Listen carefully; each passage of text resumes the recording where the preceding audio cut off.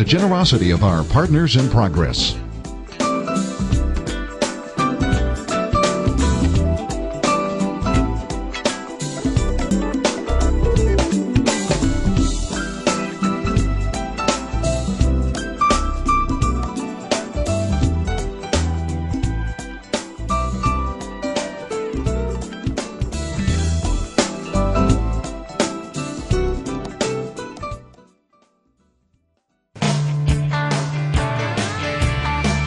This is Petra from Boca Raton, Florida, and this is the Out of the Norm Show, where the stories are all about you. Hi, welcome to another version of the Out of the Norm Show. We're certainly glad you decided to join us today. This is going to be a lot of fun. You're going to find out about some things around your household. If you look in your kitchen, in your bathroom, at your car, at your furniture, literally everything that you live with and makes your life great has been affected by this part of Texas. Where is it? You'll find out very soon. Don't go away. There's more stuff right here on the Out of the Norm Show, where the stories are all about you.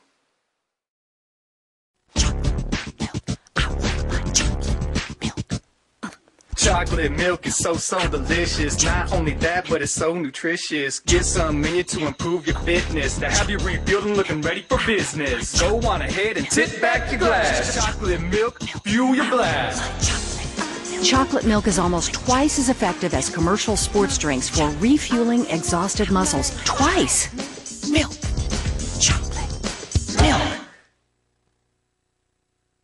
Do you want to help your business or organization while helping to make Northwest Arkansas a better place to live for everyone? If you're looking for a cost-effective alternative for production and fulfillment needs, consider Open Avenues, formerly known as the Adult Development Center of Benton County. With a stable and productive workforce of over 100 disabled adults, Open Avenues has solutions to your needs. To learn more, contact Eddie Duncan at 479-636-5082. Open Avenues, capable people, quality work.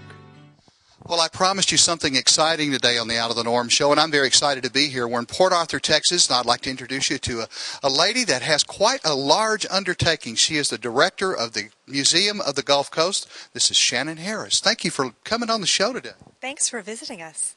Well, this is a fascinating place. Museum of the Gulf Coast. Now, that covers a lot of coast. We're not talking about Florida and Alabama and Mississippi and all of that area, are we? We're talking about Southeast Texas, Southwest Louisiana. So basically our region is from Houston to New Orleans, the coastal area between. Now, there are no cultural lines either, because we think of South Louisiana as being mostly French and Cajun, but you see that influence a lot here in Port Arthur and Beaumont, don't you? Definitely. Because of the petrochemical industry, we have a very diverse population, because so many people came to this area in the early 20th century to work in the refineries. So a heavy Cajun influence for sure, African American, Italian, Jews, just every culture that you can think of came to this area. And the thing that makes this area, why did it develop into what it is today? Well, Port Arthur and the surrounding areas are progressive cities. They were developed at the turn of the century, and it was really a fortuitous meeting of the discovery of oil at Spindletop, the creation of the railroad lines, and the access of the ports. Now, Spindletop was the first gusher in Texas, right? Right. First oil well. Yes. How far is that from here? It's about 20 minutes from the museum, and they have a museum there as well that you can tour and see the gusher blow. So this place that we're talking about down here in the southeast corner of Texas is the T in Texas at one time. Absolutely. Definitely everyone came here seeking to make riches. Many of them did.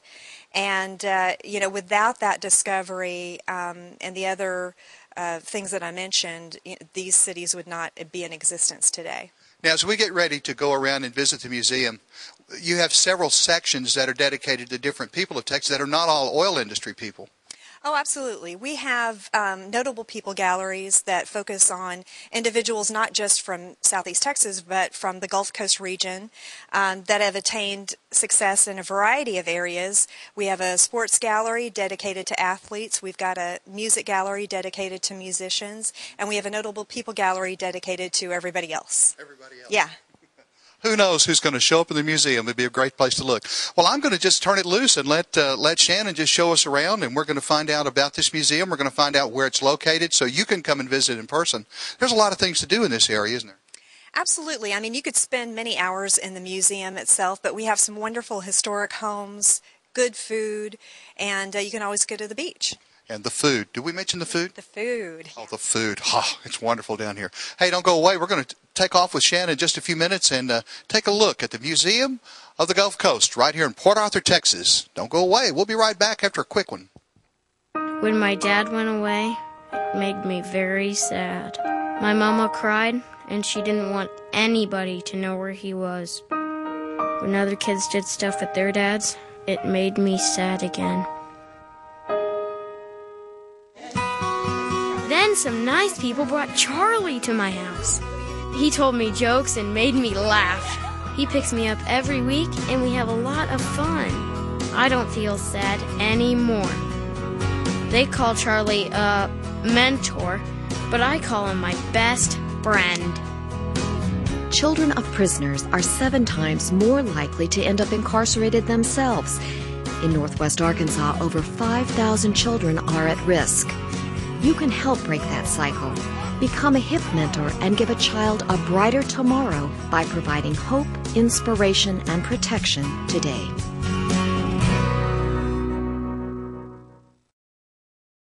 The mural that you're seeing is the largest indoor mural in the Southwest. It was painted by artist Travis Keyes and took about 6 months to complete.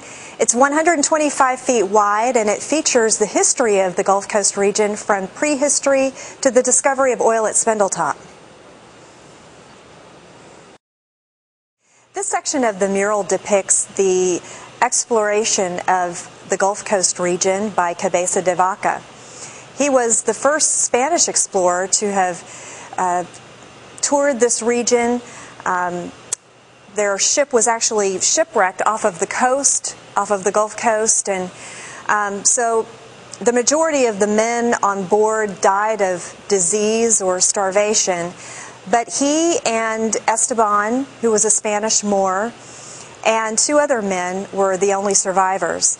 They traveled around with native Indians, and much of what we know about the Gulf Coast region during the 1500s is gained by reading his diaries. Cabeza de Vaca actually returned to Spain and shared his information about what he saw, and returned to the Gulf Coast region later, where unfortunately he and Esteban were killed by hostile Indians during another exploration. Oil was discovered at the Lucas Gusher at Spindletop in January of 1901. And a unique story that relates to this area is a Port Arthur native by the name of Frank Trost was the first person to photograph the Lucas Gusher. We have a copy of the photograph and also one of his cameras. The story that is told is that he traveled to the side of the Gusher with all of his camera equipment loaded upon a cart pulled by a horse. But as he neared the side of the Gusher, the roar of the Gusher and the rumbling of the ground spooked the horse, and he refused to go further. So Mr. Trost had to carry all of his camera equipment, which was very cumbersome, to the side of the Gusher, and it was raining and cold, you know, a typical Texas winter day. But it was a very fortuitous decision on his part, because he was able to take the very first photograph, he was able to copyright it, and became a wealthy man because of it, and had a very successful career. And his office is actually located right across the street from the museum. There's a historical marker at the site. From the discovery of oil at Spindletop, a slew of investors came down to the Gulf Coast region and sought to make their own fortunes, and many of them were very successful. The result of that were corporations like Texaco and Gulf that through the years have employed thousands upon thousands of Gulf Coast residents. Plants and refineries on land as well as offshore oil rigs employ numerous Gulf Coast citizens and really make this area possible. You can't spell them, and you may not know what they are, but these are the basic building blocks that are produced here in the petrochemical industry along the Gulf Coast. They're essential to creating the raw materials that end up in the everyday products that we use that make the quality of our life so much better. Some of these products that we use are things like diapers, aspirin, camera film, a variety of cleansers. Cosmetics use a lot of petrochemicals. It's in dog food. It's used a lot as a preservative. We use it in coconut to keep it white. So it's essential to our everyday quality of life, not to mention the production of gasoline. It's so vital to the way that we conduct our everyday lives. And a lot of people wonder why folks live along the Gulf Coast, around all of the refineries, and especially in the light of the hurricanes that have blasted this region in recent years. A lot of people from other parts of the country wonder, why do these people stay? And it's because they are employed by an industry that really makes the quality of all Americans' lives possible. And so if they didn't live here, we wouldn't be able to enjoy the quality of life that we do. Our Notable People Gallery features a wide variety of individuals who've achieved success in a variety of fields. Right here we have Leah Rhodes, who won the first Academy Award for costume design, and we actually have the Academy Award that she was presented on display. Others that are featured include actors like G.W. Bailey. You might recognize him from MASH or Police Academy. He is a very busy actor. He's actually working on the series The Closer at present. We also feature Karen Silkwood, who was a union whistleblower, and we have items on display that were in her possession at the time of her untimely death. And we have Kelly Asbury. He is an illustrator and animator. He was the director of Shrek and Spirit and a variety of other Disney and DreamWorks animated films, and he's continuing to work, so he has a lot of projects that he's currently working on. We have a variety of politicians featured, educators, and several individuals from the entertainment industry. One of the most passionate hobbies for beachgoers is shell collecting, and we have an extensive collection here at the Museum of the Gulf Coast of shells from all over the world. We have shells from every corner of the world, but we also have the state seashell of Texas, and so we have a lot to be proud of in the state of Texas because we actually have our own official seashell, the lightning whelk. This little light of mine, I'm going to let it shine, and shine it does here at the Museum of the Gulf Coast. Before it came to here, it was on top of the Sabine Banks Lighthouse, which stood 18 miles out and shone bright for thousands of ships. I'm standing in the Robert Rauschenberg Gallery, which features a variety of original works by the artist. He's a Port Arthur native, but he became famous as an abstract American icon. The Gulf Coast Music Hall of Fame features a wide variety of musicians from the Gulf Coast region. It actually began way before the museum even opened in 1994 and was located in a variety of locations, but finally found its home here at the Museum of the Gulf Coast. We're very proud of the musicians that are featured. They represent a wide variety of music and musical genres. The criteria for becoming an inductee in the museum includes origins in the Gulf Coast region. Someone has to either have been born in this area or formed their early career in this area, as ZZ Top did in the early days before they became nationally famous. They also need to have a body of work that is acknowledged by their peers. This is best represented by a national hit or a Grammy Award, some sort of recognition by their peers, and a body of work that is nationally recognized. So these are hometown people from the Gulf Coast region, but they are recognizable to the national and international audience. The Gulf Coast Music Hall of Fame features more than 65 musicians that have achieved greatness in the area of music. One of those, probably the most famous of those, is Janice Joplin. She's a native girl to Port Arthur who went on to light the world on fire, and her flame continues to burn. She has people that come to visit her exhibit here at the museum from all over the world. A lot of people don't know that Janice Joplin first began as an artist, and this began as early as her childhood years, and she actually attended the University of Texas as an art student. And later she became interested in music as another expression of her creativity. The Sports Legends Gallery features many notable athletes from the Gulf Coast region, not to mention Port Arthur's very own Jimmy Johnson. Jimmy Johnson has been a good friend of the museum. He's been to Port Arthur many times to raise money for the museum and help us out. And that is the case for a lot of the notable athletes that we feature. They're very gracious and appreciative that their careers are recognized. Although football is considered the state religion of Texas, we do have many other exhibits. We have exhibits that focus on baseball, golf, boxing, men and women's boxing, tennis, speed car racing, karate. So a variety of athletes are featured here in the museum.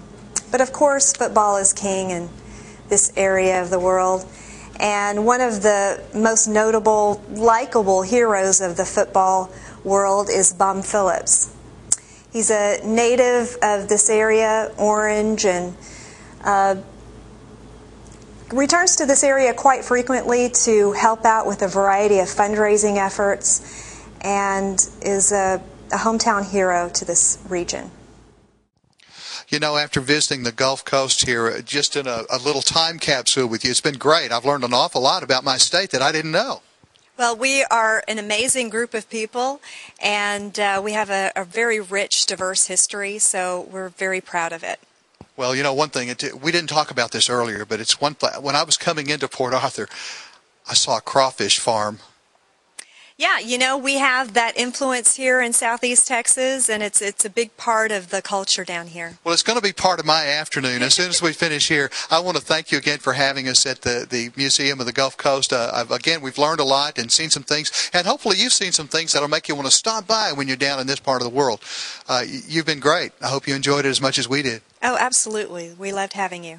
Now, the museum is it is a nonprofit organization, but there are a lot of partnerships of people who really made this possible, isn't there? Let's talk about them just a little bit before we go. Yeah, it's a unique partnership between the Port Arthur Historical Society, which is the nonprofit organization that really fought for the museum and raised the funds to make it happen. They own the property and all of the contents, but we also have a partnership with Lamar State College Port Arthur. They provide the salaries for all of our employees, and the City of Port Arthur as well provides funds for the museum's continuous operation. So without any one of those three, we would not be able to be open to the public 7 days a week. 7 days a week. You also bring bus tours in and school groups. Absolutely. We have adult and youth group tours throughout the year. All of our school tours are free. And we provide volunteer docent guides for those tours. So you always have someone to lead you around to help tell the story. And a good museum would not be complete without a great gift shop. I noticed that. I'm going in there in just a little while. We have a wonderful gift shop. We have a lot of different Texana memorabilia, things that relate to the area, and also, of course, a lot of Janice Joplin memorabilia as well. I'm going to go see if I can find a piece of my heart in there. I'm sure it's there somewhere. I thank Shannon Harris for being with us again. She's the director of the Museum of the Gulf Coast here in Port Arthur, and we hope that you'll visit us again. Listen, I want to tell you, it's one thing for small communities to be able to partner together to show pride in what their heritage and the history of the area, but it's more important for you who live outside of the area to connect and know that your life is very affected by what goes on here, just as people here are affected by what goes on in your town. We hope that you'll appreciate your town and community a little bit more. Look around you. Be thankful you're an American. and enjoy another wonderful day. In the meantime, I'll see you again soon on another Out of the Norm show, where you know what it is. All the stories are all about you. We'll see you on the road. Going home's not a hard thing to do. I just close my eyes and see me there with you. We can't go far from things that are so dear and true, like loving the South and me just loving you.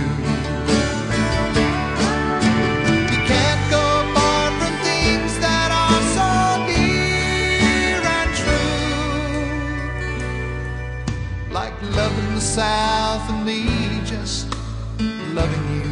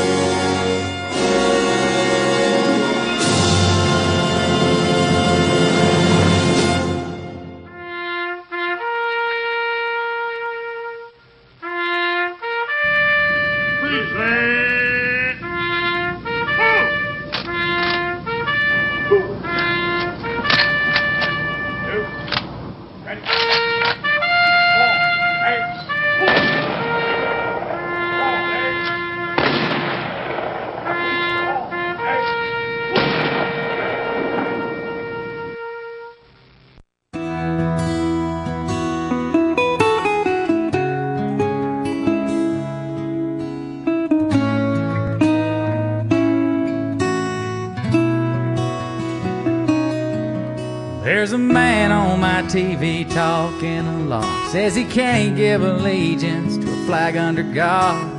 The more I listened to what he had to say, preaching about separating church and state, pointing to the commandments on the courthouse wall, screaming about his rights and how we need to tear them off.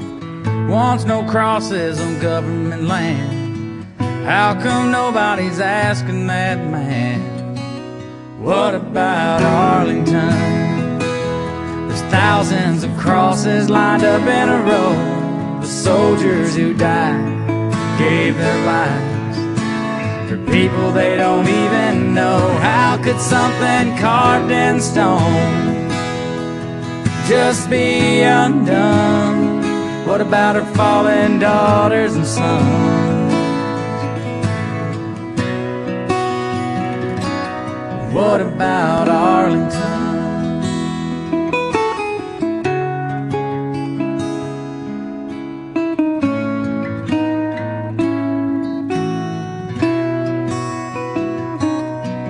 If you take those crosses off those graves, you might as well erase those names and all the tears that their mamas cried in remembrance of their sacrifice. 21 bullets fired up in the air. Some of us cry, but some don't care. We all have the right to freedom of speech. It's alright if we disagree. What about Arlington? There's thousands of crosses lined up in a row. The soldiers who died gave their lives for people they don't even know. How could something carved in stone just be undone? What about our fallen daughters and sons?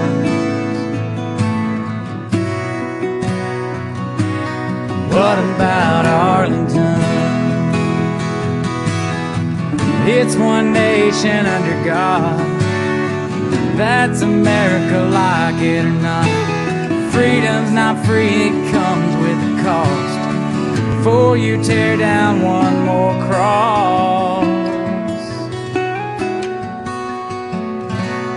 What about Arlington? There's thousands of crosses lined up in a row. Soldiers who died gave their lives for people they don't even know. How could something carved in stone just be undone? What about her fallen daughters and sons?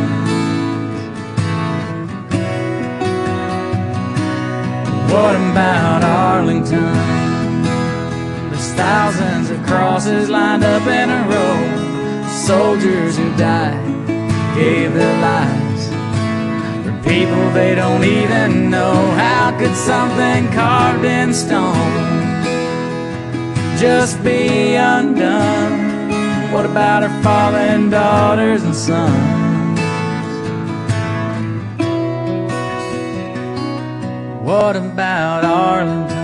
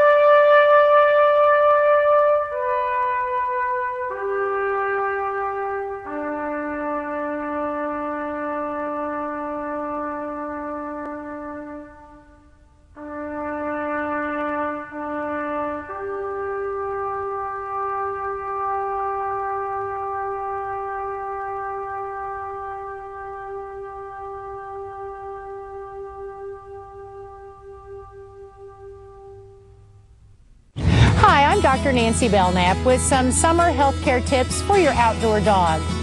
Water is simply the most important thing we can remind you of in the summer. Fresh, clean water provided at least twice a day in a non-tip bowl. Dehydration can be deadly, and it's certainly no fun to be thirsty. Your pet's eating habits may change as well. Eating during the hot part of the day is certainly not recommended. So we always recommend that you provide food for your pet early in the morning and again later in the evening. Don't leave food out all day. It can attract bugs and insects. And leaving food out all night attracts wild animals and perhaps predators. And shelter is important for our pets in the summer. Shelter from the sun certainly keeps them from overheating and provides comfort. Remember, when you look at your pet's environment, what is available as shade in the morning isn't always available as shade throughout the day. Make sure your pet has shelter from the sun throughout the day. Your dog's exercise needs to be modified in the summer as well. Walking a dog in the heat of the day is not good for it. It can burn the pads of their feet if they're on cement or pavement. Make sure that your dog gets mental and physical stimulation in the summer, but do it early in the morning and later in the evening. And no list could be complete without the reminder that no dog should be left in a car in the summer unattended. Any small enclosure and small area without adequate air circulation overheats very quickly It certainly can become an oven in seconds, in minutes, and many animals die from that every year. We want to make sure your pet stays healthy and has a great summer, so take good care, and remember they have feelings too.